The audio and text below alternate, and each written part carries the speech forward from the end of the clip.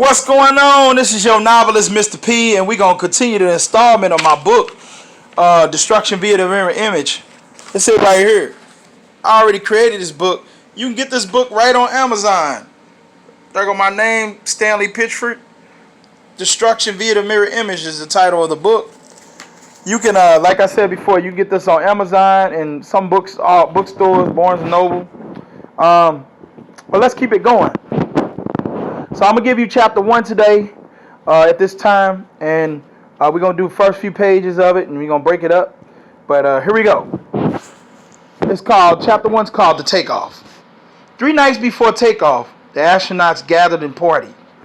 There was such harmony in the room as we met and greeted one another. This was a time for all the astronauts to get fully acquainted with each other and our families. Well, this is it. Are you ready, soldier? I mean, cadet astronaut? Manny asked me. I was born ready, always alert and thinking about the whole situation, man, I replied. Yao came over to me and gave me a hug for good luck and then asked, "Would you like some Chinese food later?" Nah, no thanks. I would just eat what my wife fixed for me. At the time, life did not seem so clear to me. I surely thought I was making all the right moves. Things definitely got better after my breakup with my first child's mother, Latoya. But I still felt like I did not understand my place in life. I felt like I was passing through time and not really understanding who I was or how lucky I could be. I never even thought of how dangerous things could get for me or anyone else, and I never really understood how lucky one was to be alive. I was daydreaming all of this before I approached the hall for the party. They really had the place looking nice at every angle, with nice chandeliers and drapes hanging from the ceiling. There was much liquor to drink and nicotine to smoke.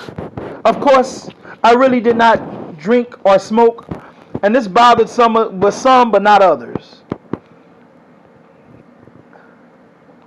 What do you do to get the stress off you, A-Rod asked. I could surely exercise, meditate, or write rhymes to get rid of negative vibes, I answered. I could go boxing like BA does. You could surely drink thoughts of any problems away with all the stuff they had. They had nice brands of wines and wine pills that programmed with good percentage of alcohol in them.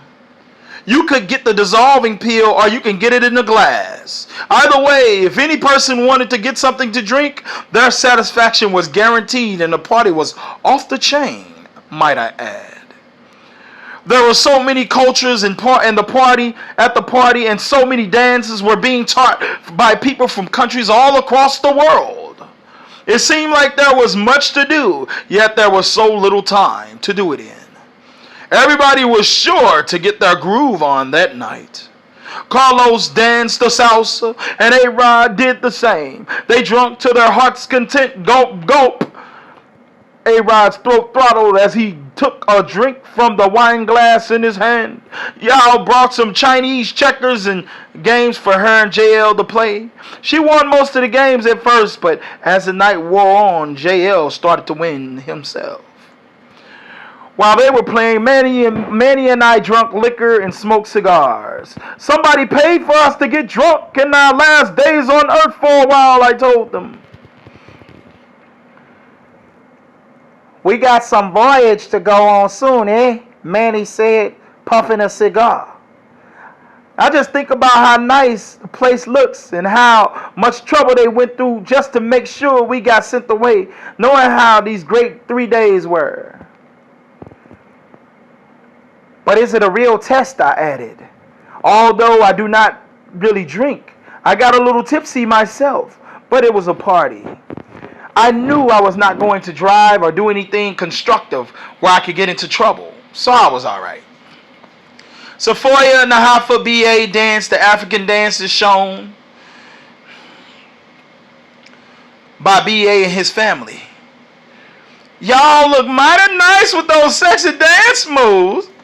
Hey, do you think you can do any better? Come on, show us what you got, Tevye boy. Sephora and Nahafa replied, I can show you a thing or two, if you like, Tevye, B.A. uttered. Nah, I'm good. Ladies always outdo me in dancing, so I would spare y'all my embarrassment, I said rapidly. All of this was brought on because B.A. used to belong to a tribe back in Africa. He learned how to dance through bodily expression, not just music. Dancing to music was almost like yoga and meditation combined. When he moved, it was like he was moving with the rhythm, the music and the air in the room. You could tell he had much practice at those dances because it seemed like he had mastered them. I could see Sephora staring at B.A.'s shape while he was doing his dances smoothly, moving his arms. She gazed at his movements as she was attracted to them. Sephora asked, "What's that? The Bambata or what?" "I cannot say. I do not like it. But what is it called?" B.A. answered, "It was something I made up, and I just move with the music. See, madam, you just listen to the beat and really feel the music, as if sending messages through your skin." I was laughing at their dance moves, but for some reason I started to like it. Now, that was weird to think about. How could I shoot down something and turn around and like it?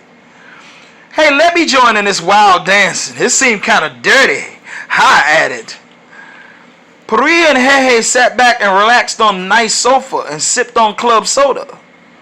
"Are you really relaxed like I am, Hehe?" Peria said. "Well, maybe too relaxed in these deep laid-back lazy boy seats," Hehe responded.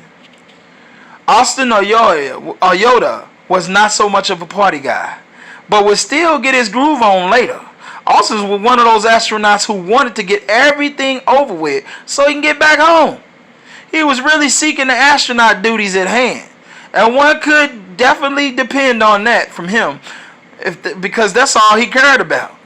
Later, Austin shocked me with dance moves he was doing on the dance floor, though.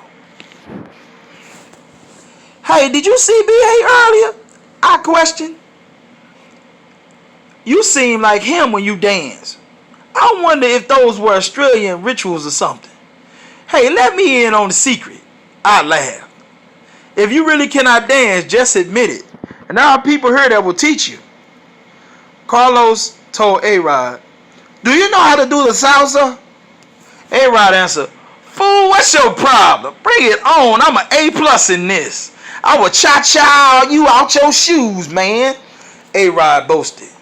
The drinks were never better, too. But I'm just satisfied with the service and the smile. I see this is party. Let's get this party started off right, no doubt. Let's fiesta. Yeah, but y'all spoke again. "Anyone up for some Chinese games with me and JL?" JL replied, "Well, I do not know about the rest of the company, but winning at these Chinese games always make me a great thinker." I thought he was right about the thinking part. When I was younger, Chinese games did make me think better and smarter. It would seem to the rest of the company that partying and dancing were more interesting than playing Chinese checkers with y'all. Peria would go from furniture to furniture, testing the comfort of each piece. "I never knew furniture could be this soft and comfortable," she said to herself. Also, the astronauts were all together in a room by themselves, getting to know one another for the next 3 days. Alright, this is our cutoff point. We just got through page 23 right now. So that means we did 19 to 23. And this is my cutoff point. So I will catch me on the next segment. This is chapter 1 of Destruction via the Mirror Image.